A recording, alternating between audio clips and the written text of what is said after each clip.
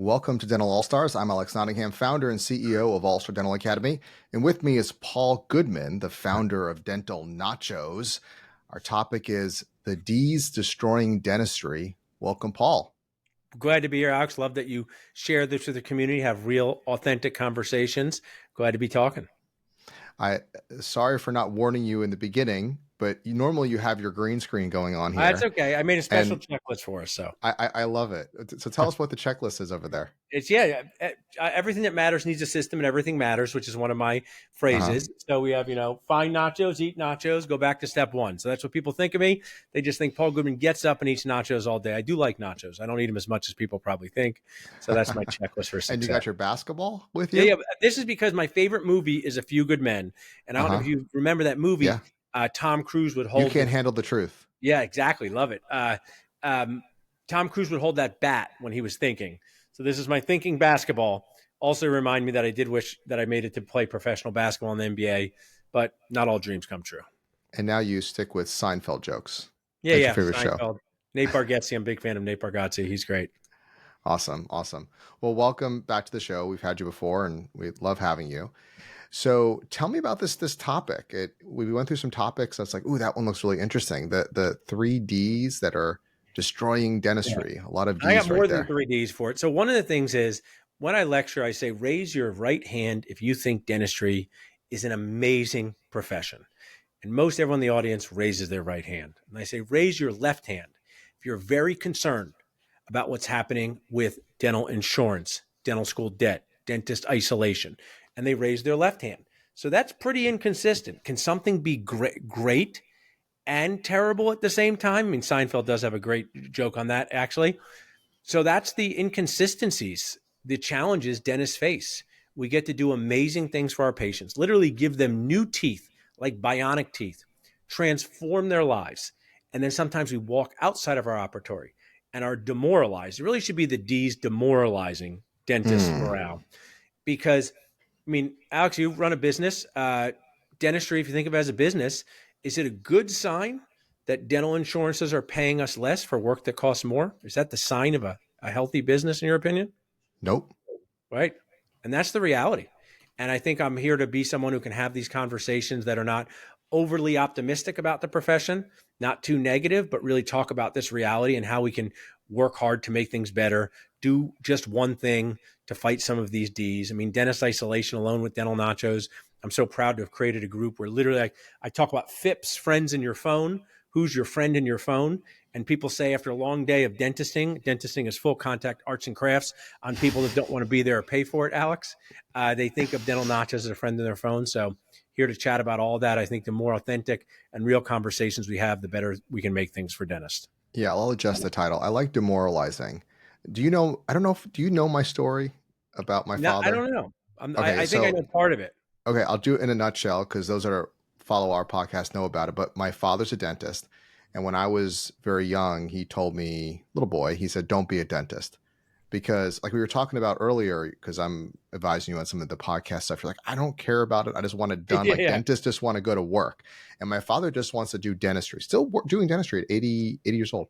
Loves it. Wow. And that's what he loves to do. But the business and all that side wasn't where it needed to be. And so he always said, the people that make the money are the people that run businesses. So he encouraged me not to do dentistry, but to do business and so on. So I went to law school, got also my MBA, worked for Tony Robbins, and I was going to be in the business realm. But my father's practice was facing trouble. And so that's where I took it over, brought my wife at the time, was my girlfriend. She was at Bloomingdale's, and we transformed his practice from near bankruptcy, from $1 million practice to $2.4 million, 18 months. Anyways, that's awesome. Genesis of All Star and the passion. And I loved working for my dad and supporting him. So that changed a shift. And then from there, over the last 10 plus years, we've been serving dentists with this, building a system. So it resonates with me, kind of what you're talking about, because I could see my dad demoralized, right, by what we talk about, insurance companies, these D issues that are going on, debt, and there's a number of them, they might be Ds, but that are facing dentists from where they just want to do dentistry, okay? and what our head instructor once called DDS, dull dental stuff. They love Yeah. it.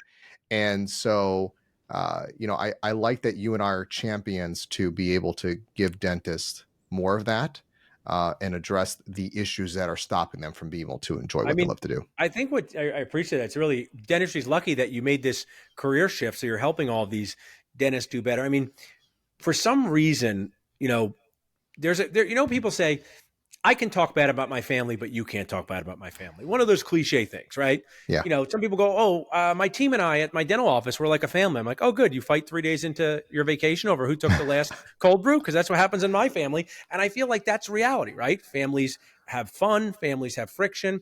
And I just think, what's something that's really, really awesome and also really exhausting? Well, if you have children, that's the answer, right? I have children. They are really, really, really awesome. And they're really, really, really exhausting. They're really, really, really amazing and can be really, really, really aggravating. And I think of the dental career like a child. And one of the things I think that's stressful, Alex, and your dad probably dealt with this, is owning a dental practice is like having a 4-year-old child that never grows up. I mean, some of these things just don't get better. I mean, you just like the challenges that you deal with in year 2 of being a practice owner are often the same challenges you deal in year 28. I'm part of these consulting groups and we have these high level conversations. And one recently, everybody's like, how do you solve hygiene cancellations? Right. So it's like, I laugh instead of crying, but we're sometimes just faced with these consistent chronic stressors. And it doesn't mean it's a terrible profession. It doesn't mean people shouldn't become a dentist. But what I think your podcast does is brings to light and make people feel like they're not alone out there in dealing with dental insurance reimbursement problems, the debt new dentists are facing. I mean, here's a good example, Alex. Why does it matter if you're a 50-year-old dentist? You could be a 50-year-old dentist with a $2 million practice. Why should you really, really, really, really, really care that new dentists have $500,000 in debt? There's two reasons, I think, but what's something you think? Why should you care? Why should I care that the dentists are in debt? Selfish reasons. Selfish. Don't Oh, be like, oh, I feel bad. If you are a 50-year-old practice owner, yeah. why should you care selfishly, not Okay. altruistically? Yeah. 2 main reasons that these dentists are in debt. Selfish, all about you, not about helping them at all.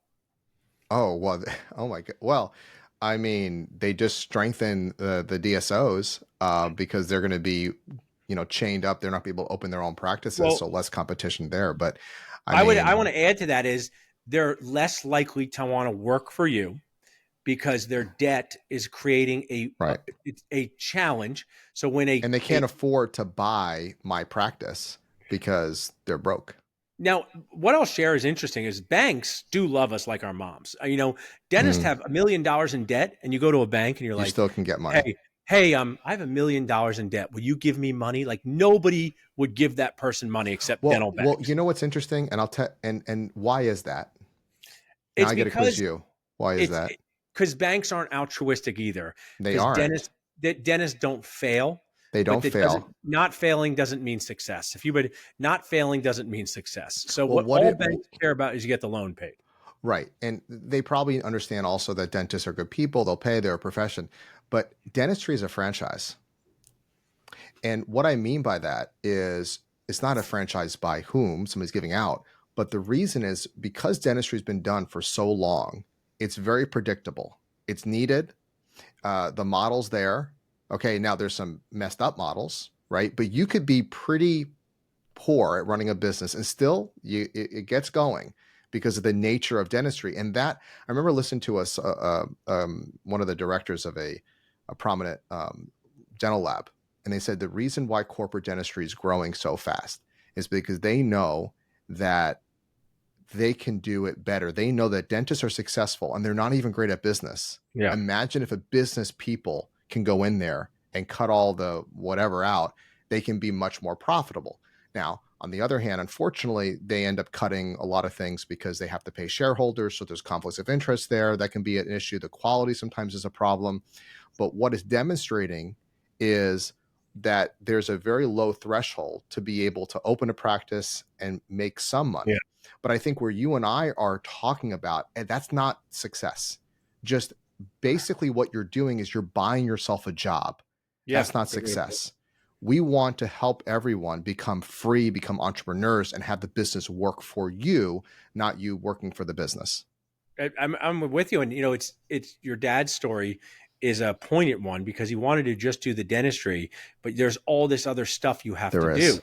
And what's interesting is maybe what we're doing now is like, I'm at Dental Nachos, which is not a dental business. Right. I'll share authentically.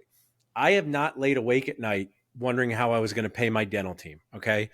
Dentistry, rarely did my dad and brother and I face a payroll problem. In my Dental Nachos world, startup world, that's just Tuesday.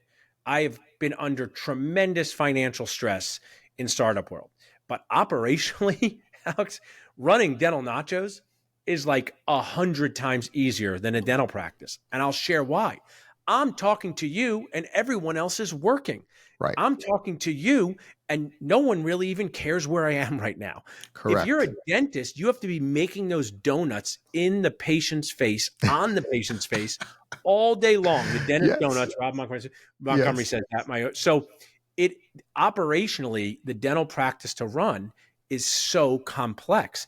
And I just think when people sign up for dental school, they think, I like math and science. I might want to help people. That's and right. Then when they find the reality of it, there's mismatched expectations. And what I strive to do with Dental Nachos and what you do with All Star and Dentist Job Connect is just give dentists better resources to make better decisions for their career and understand what they're signing up for. I mean, could you imagine, Alex, how old are your children? I have one 10-year-old. 10-year-old. Perfect. You have a 10-year-old. Could you imagine if you had a 1-year-old and you said to your friend, like, I don't know why I can't go out every Saturday night and go partying? They'd say, are you an insane person? You have a 1-year-old at home you have to take care of, right? So nobody would sign up to be a parent who never wanted to be home with their children. You understand because you see this, but I say this in the most hopefully helpful way. Nobody knows what it's like to be a dentist until you're a dentist. That includes me, and I was at the practice my whole life. I worked at the front desk. I assisted. I painted the railings. I did not know what that felt like, Alex, until I was doing it myself. No, absolutely. And I think you make a great point because as entrepreneurs, you're not the producer. You don't necessarily have to be the producer. You create the ideas, you use your mind. But I think when I meet with a lot of our dentists, they love doing the dentistry. So it's not like, see, for me, and you now, of course, you're like, I don't want to be stuck in the chair producing because my brain, a little ADD, I guess we share that. We want to go do other things, right? And you're stuck. But dentists, they love it. The ones that are listening, they love it. They want to do it. There's a pride. Yes, they're making good money. And I say this to all of our dentists. I say that I wish for you to have a boring life. You go into your practice, you love what you do, you love your patients are happy, there's no drama, you're making plenty of money, great work-life balance. That's what they're looking for. Most of them are not looking to become, open 20 businesses and serial entrepreneurs. Yeah. Some do, but the vast majority want to be able to do the dentistry. Like you said, I just want to do this podcast and I don't want these problems, right? So that's where you and I are there. And part of why Dentist Job Connect and All Star Dental Hiring were born is because people can't do much without a team. You need a team, you need dentists, and one cool thing about what you do, because we help hire the team, you hire associates, which now that helps give you the ability to generate profit centers like hygiene without you having to be doing it, right? It takes a little burden off you to have an associate. But to have an associate, you got to have enough business. You got to be able to do, I love this theme. And I've say this a lot, and I don't know if I've kind of repurposed it from Gary Vee, but I'm a big both world, right? I don't say I love owning a dental practice, but I say I love owning a dental practice and it's very unpredictable. I love helping patients. And if my assistant calls out at 6 a.m., my whole day is ruined, right? So I think of an and world, and what we're trying to help people with is understand what ands they're dealing with. Because, I watched football yesterday, today's a Monday. Which one? I watched almost every game. But did you notice Go Dolphins? The kickers have some problems, right? Yesterday, at times recording, kickers missed a lot of easy field goals. Interesting. And if a kicker on a football team misses an easy field goal, the whole team can lose. Sure. If the surgical prosthodontist assistant has a child who's sick, which is no fault of anyone's, it can take down a whole day. So what I share with people in dentistry is you have to create systems for your sanity. And if you don't, it can be a long, demoralizing career. And that's where we talk about these D's, dental insurance paying you less. I wish I paid attention to dental insurance right off sooner. It's actually an enormous regret of my entire life. My entire life, I wish I had somebody show me this is how dental insurance works. Don't just sweep it under the rug. Don't say you're just trying to help these people. You are giving up 46% of your fee, and you should pay attention to it. It doesn't mean drop it tomorrow. It doesn't mean don't take it. I just wish earlier I had someone come from outside my world and show that to me. There's a word called agency, which is to have the freedom to choose what you want and create in this world. And I think as I'm listening to you, that's kind of where I feel for my dad, because my dad felt compelled to take insurance. He felt compelled to capitulate some of the things he did before Heather and I kind of took over his practice, and he was then seeing heads of state and, producing 200,000+ a month. Because again, it was, and this is interesting. When I tell my story, I was doing his SEO back in the day where nobody was doing it, right? And he was getting tons of phone calls, but he wasn't converting. But I brought a Bloomingdale sales trainer in, my wife, and converted the phone calls. And that was the difference. It wasn't this, you need good marketing, but it's great customer service skills. I've interviewed some extreme makeover dentists years ago, and they said the lowest paid person is your most important person, typically, the person who answers your phone, because without them, they're not converting there. But ultimately, what we're talking about is, for those that are listening and those that are on Dental Nachos, is that you have the ability and choice. There are plenty of companies, coaching companies like ourselves. We have an online training, and there are others out there that are there to support you, and professionals. And Nachos is a great place where they're all there and supported and vetted to support you on your journey. Being an entrepreneur, you're never alone. Look at you, Paul. You have all these other people that kind of help make it happen. You're like, I specialize in this, but I have others to help me. One of the problems that dentists face is themselves, meaning, obviously, that and this is the biggest problem, is they think they know. They don't know their limitations. Because many of you are engineers, it's like, I can fix it. If I can do teeth, and I went to dental school, I can do this. I get it. I have a law degree, MBA. I've been in school for a while. I want to interject. Maybe you can ask your audience this. And this is, there are things that you do things when you're younger, you don't always do when you're older. I'll use an example. Mm-hmm. Like, my dad was one of those dads who always wanted to cut his own lawn, right? Always wanted to cut his own lawn. Yeah. But then eventually we got someone to cut our lawn, and it was way better when we had someone else cut our lawn. Yes. Why was it better? One, they were way better than my dad at cutting the lawn. That was number one. Okay. Number two, instead of being on this John Deere tractor for 3 hours on a Saturday, he could be with us. So 1 + 1 = awesomeness, right? But this was a quaint story about my dad on Saturdays. But if you take this into your business, which he was not like in his business, he was much different. If you try to figure things out that you're not good at, you lose time, you lose money, and nothing good happens. And I don't understand. We get mad when dentists want to do at-home braces. We saw how bad that worked out, right? But for some reason, they're trying to fix their own handpieces, do their own SEO. And the whole thing is, they stink at all of it. They do. They're not good at any of it. Right. Yeah. I mean, it's okay. So I have these 3 questions that I ask people because this pertains to anything, but typically our hiring service, this is where it comes up. One, the first question I ask, and you can apply to anybody, are you good at hiring? All right. Is it something you're good at? All right. And you can apply to anything else. Is it coaching your team? Is it hiring an associate? Is whatever. Is this something you're good at? All right. So most dentists will probably say, yeah, I'm good at everything, right? Okay. No, you're not. Ego. That's our biggest problem always, is our ego. The second is, do you enjoy it? Right. Yeah. Do you enjoy it?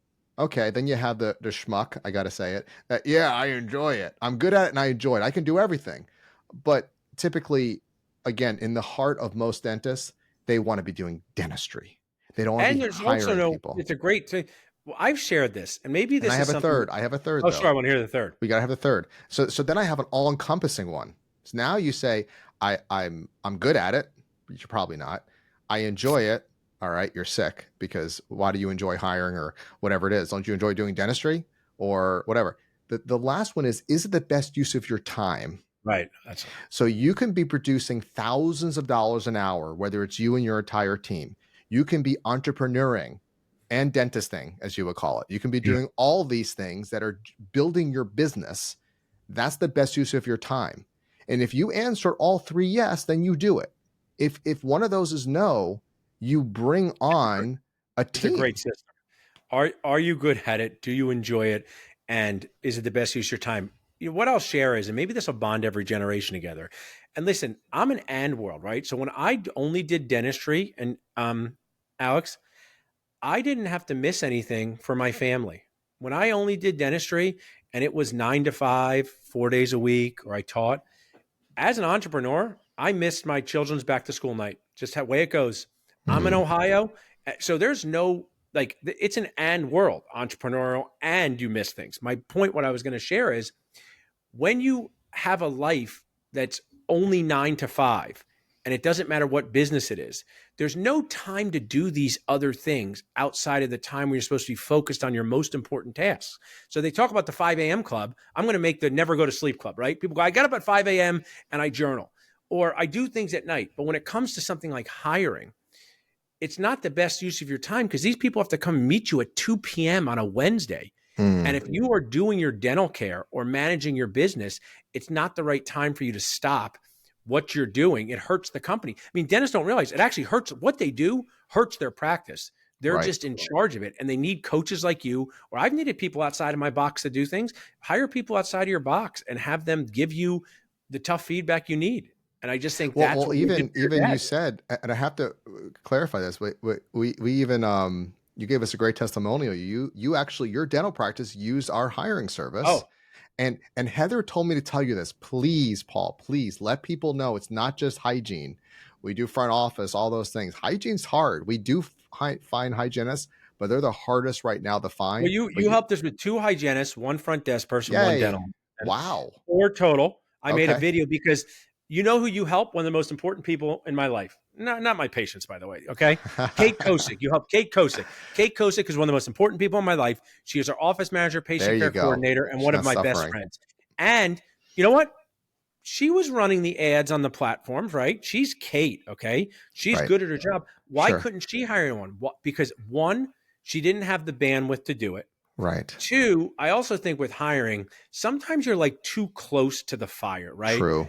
And it's just like person comes in, they're the basketball, I'm Kate. They sit right next to Kate. What's the deal with this hygiene job? It's so great that we had your team to help with the process, the And screening, I love the what you said. questions. I'm sorry, but I love what you said too about that because I'm an attorney, right? I just paid an estate attorney. I think it was $5,000 to do my trust. I could have done it. Yeah. I like what you said. You're not foolish enough to represent yourself, you know? And I like what you said where you're too close to it. That's good. You're too close to it. I mean, that's why outsource things that frustrate you. I mean, Yes. and dentistry is a very cool profession in that we have all of these opportunities to make our lives easier. Right. I'll just use the example, like my 2 grandmothers were 2 of the closest people in my life. I love them. Oh, They never had anyone come clean their house, right? So now it's pretty popular to have someone clean your house. 2 sure. reasons again, right? One, way better than you at it, way better Right. than you at it, okay? Two, not the best use of your time if you want to spend time with your family. But we all had those grandmothers who kind of had this martyr syndrome, right? Like only I can bring the bread out for Thanksgiving. Only I can make this. And if you think back to them as amazing people they were, don't you wish they'd outsource some of that so they could spend more time with you? Well, I as I'm listening to you, I will say to the dentist and to your grandmother's defense, there are some things that we just love to do. Like I'm doing right now my landscape lighting. I mean, I'm not great at it. I don't enjoy it. And I'm probably not the best use of my time. But I think it gives some sort of self and pride to like take care of your house and not, so there's some things that But have a what you're sharing there, I'm not disagreeing. That's kind of a hobby for you, though, in your yeah, personal time, right? right. You're not redoing All Stars website on your downtime, right? I You're am. not. Well, uh, Well, you're I have to that's a big project. We do a lot with the web. But I think it's funny that you mentioned that because it is a sore point because there are some things on the website I need to be doing. But it gets to a point of level of detail or distraction where I need to let that go. And also as an entrepreneur, I mean, I'll go deep into something, like very deep, and make sure it's done well. And then I'm off. Then I'm done with it. And Yeah. it's on to somebody else, because it's not the best use of my time. And yeah, there are some things that I wish I could be doing that I do really enjoy. But I'll tell you this though, you know what's great? I get to, and that's what I think, what the hope, what you're saying, Paul, is at the end of it, and part of it is like, stop being silly. Get Yeah. help on areas so you can do what you love to do. And there might be a few areas that you love to do need to be there. So I think like with dentists, can you have that hope where you can be doing what you love to do? And that's what you're doing most of the And most of the I time. think the point is, and you made a good point. So I want to also clarify, both my grandmothers at that time in their life could Yeah. have afforded to hire someone to clean their Okay. house, right? It was a block they had. And they're the best grandmothers. It wasn't as popular in the 1990s as today, but I could imagine their life today. We'd say, oh, Baba, let's get someone to come on Saturdays. Like, you don't have to like do this house anymore Sure. yourself. And she'll say, I'm the only person who can do it. But it's an excuse, right? If Sure. she loved doing it, but she would have rather spent more time with us. I just think it's a good Oh, that's a example good of, point. That's you a know, great point. like, you get to spend more time doing stuff you love. So if you love bird watching, that counts, right? If you love doing landscape lighting, like you, that counts. But there's too many things dentists are doing in their practice, and they're sacrificing family time. They're sacrificing energy. I mean, everything's energy. Like my It's dad true. said to me all the time, I go, Dad, do we do anything at the office like after hours with our lab work? He goes, dentistry is my profession, not my hobby. So I had a good job, Oh, I dad, where like he said that. he did all that. He paid for lab work because the lab's better at it, and he'd rather be coaching our baseball games. I'd say So I'd say the majority of the dentists, not closer to like 60-40, 60%, it's their hobby too. They love it, with respect to that. what I want to But share something. I want to share yeah, something since you're not a dentist and I am, yes, and I say this in a meaningful way. And yeah. I'm not a psychologist. If dentistry is your profession and your hobby, and you love it so much, you have to think, what are you going to do if it's taken away? Because you Ooh, can't do it forever. And I'm this is not true. judging, but It's true. if your hobby is to wax up teeth in your office at night and you don't own your practice anymore, like, maybe you could look for some other hobbies along the way. Like I said, I am not a psychologist. I'm just saying that if you are, this is what I talk. It could be another podcast. What's the difference between passion and obsession? I've crossed that line with my own Facebook group. I'm passionate about it, but sometimes I'm up at one Oh, o'clock I in the saw you morning get in arguing with trouble a somebody. few times. Yeah. Yeah. So what's the difference between passion and obsession? Passion, be passionate about what you do. Be obsessed with what you do? No. And I think it's a fine line that dentists and entrepreneurs and everybody struggles. People who exercise struggle with that. People who, It's true. do anything. And I think That's a good point. the key is, how can you outsource some of the things to create more time for what you really love to do? And I know that you guys, your hiring service is a perfect example of that. I think the point that really stuck out with me is like what you're saying is to make sure you take that inventory, that when you say yes to something, you're saying no to something else. And I Yeah. love what you said in here is like, what about your family? What about, and even if the moment you don't feel it's important, when something gets taken away from you for whatever reason, it's your family, it's your friends, it's those support system that you need. So it's important to be balanced. And I love what you say about, that could be a next podcast about the obsession versus Passion passion. versus obsession. People, oh, be Yeah. passionate. Good job. Be obsessed. Not a good job. Well, those two things are like this close to each other in life. So Passion and obsession. summarize to me, Paul, as we kind of wind down here, those D's that will change to demoralizing, Yeah. D's. What are they again? If something's demoralizing, you can do something about it. One is dental insurance and how it's paying dentists less. Whether you are someone who's financially secure or you just started your practice or somewhere in between, it's demoralizing to look at an EOB and say, man, this insurance is paying me less than it used to. And that's a big, I think, crisis in dentistry. Sure. Paying attention to it. The number two thing is dental school debt. New dentists coming out with massive debt has impact, like we talked about, whether it's the associateships they can take, whether it's the insurances they have to sign up for. And then I think the last one for this podcast is just dentist isolation. Get yourself out of your own four walls, and whether it's going to a study club, participating online, going to your all-star event. Yeah. I always said no one likes the dentist, so we may as well like each other. Put yourself in rooms with other dentists who know your pain. No, it's wonderful.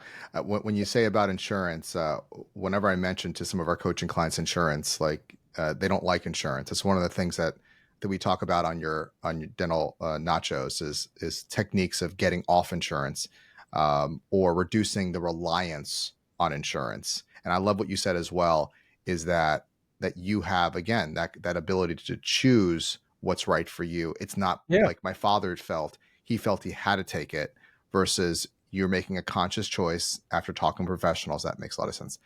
Paul, Yeah. it is just a pleasure to have you. You're so much fun Thanks. to always be on, and also amazing in person, even more extraordinary in person. Thanks. And yeah, Dental Nachos. That's the place to be on Facebook. So check that out. Any other places at Job Connect if you're looking for Yeah, I'd an love for people to associate? visit dentistjobconnect.com. Thanks for those compliments. My grandmother, Baba, she would have loved those. She was a big fan of me. So thanks for saying those nice things about me. She would have enjoyed hearing those compliments.